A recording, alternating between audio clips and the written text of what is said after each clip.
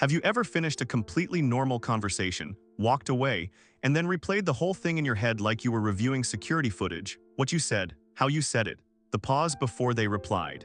That one word you maybe shouldn't have used. The conversation is over, but your mind isn't. If that feels familiar, this video might feel uncomfortably accurate. Here's something important to understand right away. People who overthink simple conversations aren't awkward, they aren't socially broken, and they're not bad at talking. They're just still processing when everyone else has already moved on. For some minds, conversations don't end when the words stop. They end later, in quiet moments, on the walk home, in bed, while brushing teeth, when the brain finally has space to review what just happened. Psychologists describe this as post-event processing, the mind's tendency to revisit social interactions after they're over. It's especially common in people who are reflective, conscientious, and sensitive to nuance. In other words, people who care. Here's why conversations trigger this so easily. Unlike tasks or problems, conversations rarely have clear conclusions. There's no correct answer, no confirmation that everything landed the way you intended. So the brain does what it's designed to do when something feels unfinished. It reviews, it checks for errors, it looks for meaning. Not because something went wrong, but because the outcome was ambiguous, and modern life has made this so much worse.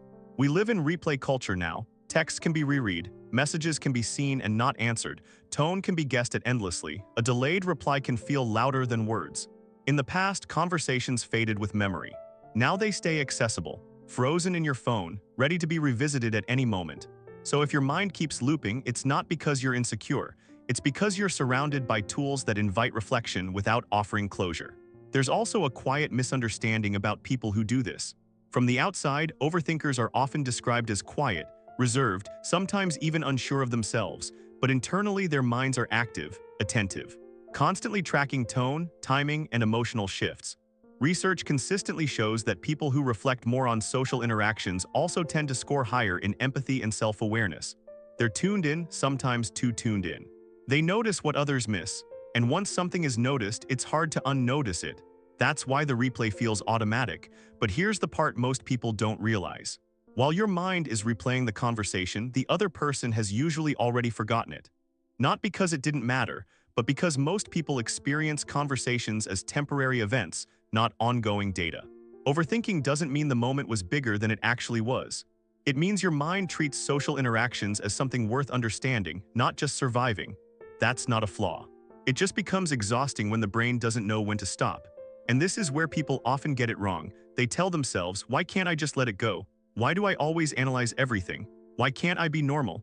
But overthinking conversations isn't about weakness. It's about a mind that keeps working after the room goes quiet. The same mind that replays conversations is also the mind that learns from them, connects deeply, and understands people in ways others don't. It just needs rest, not criticism. So if conversations tend to follow you home, if your mind keeps revisiting moments that seemed small to everyone else, if you replay things long after they've ended, you're not broken. You're just someone whose mind values understanding over speed, depth over dismissal, meaning over noise, and that's far more common than most people admit. Tell me, does your mind do this too? Or do conversations linger with you longer than you expect? Quiet minds often carry more than they show.